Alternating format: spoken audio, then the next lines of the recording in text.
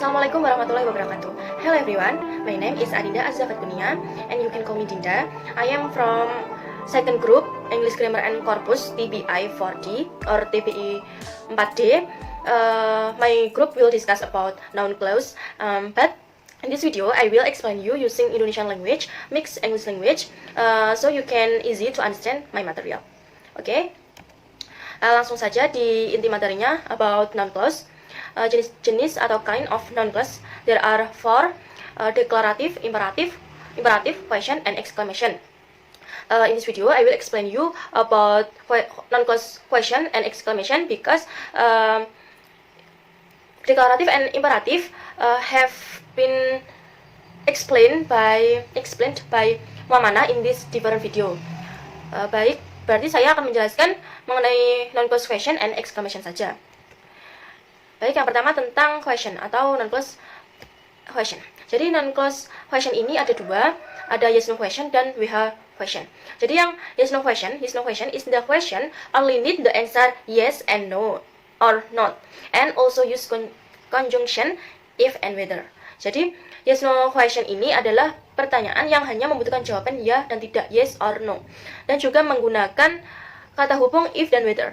Contohnya, if Andi is your friend, apakah Andi adalah temanmu? Jawabannya kan hanya ya dan tidak. Example yang selanjutnya yaitu I wonder if it will rain tomorrow or not. Saya bertanya-tanya apakah besok akan hujan atau tidak. Jadi jawabannya kan juga antara yes and not. Selanjutnya we have question. Jadi we have question ini clauses begin with words like who, what, how, whenever, which, and many more. Jadi we have question ini akan dimulai atau didahului dengan kata seperti who, siapa, apa, bagaimana, whenever, which, and many more. Contohnya yaitu how you can climb up the tree. Bagaimana kamu dapat memanjat pohon itu? Jadi kan itu di awalnya ada kata how, jadi itu sudah termasuk pada we have question. Dan yang kedua yaitu what we do in class is easy. Apa yang kita kerjakan di kelas adalah mudah, sangat sesuatu yang mudah, begitu maksudnya. Jadi juga didahului dengan kata what. Selanjutnya yaitu yes no question used to. Jadi penggunaan dari yes no question. Nanti juga ada penggunaan dari we have question. Yang pertama yaitu subject of sentences, yaitu dapat sebagai objek dari sebuah kalimat. Contohnya yaitu whether Andi will be here or not is the question. Subjeknya itu ada whether Andi will be here or not is the question. Subjeknya yang di bold itu merupakan subjek dari kalimat tersebut. Dalam sebuah kalimat pasti ada subjek, verb, dan juga objeknya. Yang kedua yaitu sebagai subjective complement, yaitu sebagai pelengkap dari subjek.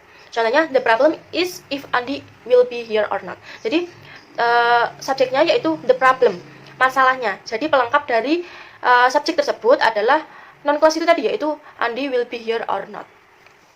Untuk penggunaan yang ketiga yaitu object of verb, yaitu objek untuk verbnya. Contohnya, I want to know if Andi will be here or not.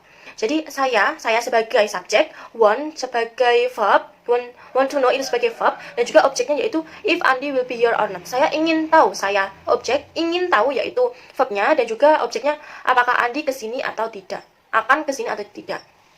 Dan yang keempat yaitu object of preposition, yaitu sebagai objek prepositionnya, yaitu contohnya we are concerned about if Andi will be here or not.